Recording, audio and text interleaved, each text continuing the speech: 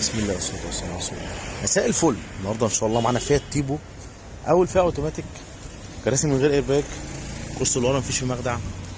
عملنا في العربيه دي طقم الكراسي بس ومعاه مخدع الكونسول، ما عملناش ارضيه، ما عملناش ابواب، ما عملناش اي حاجه تانية خالص. صاحب السياره اختار فرش نبيتي فاتح واسود، خيط نبيتي. تصميم او ديزاين بالمكنه العاديه مش كمبيوتر، وبرضه انت ليك حريه الاختيار سواء التصميم مكنه عاديه او مكنه كمبيوتر او ساده. اختار اللي انت عايزه. نفس الكلام في الالوان، الفرش لون لونين 3 الوان، اختار كل حاجه. احنا علينا غرزتنا بالتجسيم بالفينش اللي قدامك ده كله، ومش محتاج اقول لك ان انا محافظ على الفرش الاصلي، وعندي استعداد اشيل لك الفرش ده واوريك الاصل سليم ولا لا لو انت حابب، لان بفضل الله هبيع لك شغل مش كلام.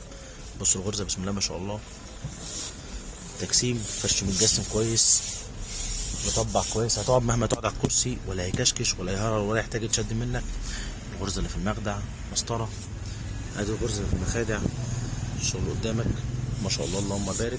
هفتح لك كل الابواب جنب جنب وباب باب كانك قدام العربيه. ادي البونت اللي في الظهر، البونت اللي في الدوران بجيوبك ما شاء الله. نفس الكلام الكرسي اللي ورا فتحات الحزمه، نفس فينش وجوده وكل حاجه بنعملها في الكرسي اللي قدام بنعملها في اللي ورا، مش بفتح لك او مش بهتم باللي قدام بس. وادي كمان غرزه المخادع، وكمان بصور لك وانا بقرب لك، مش بقول لك كلمتين من بعيد وخلاص، بالعكس. بلف لك برضه الناحيه التانيه،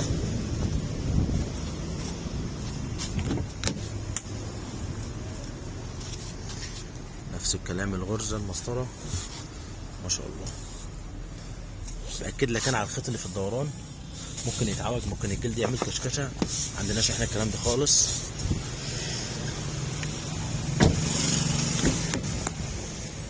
فيات تيبو 2023، اول فئه اوتوماتيك، فرش بيتي واسود، خيط بيتي، تصميم مكنه عاديه. اسف لو طولت عليكم، اتمنى تتابعونا على طول، ما تزهقوش مننا. اشكركم شكرا جزيلا، السلام عليكم.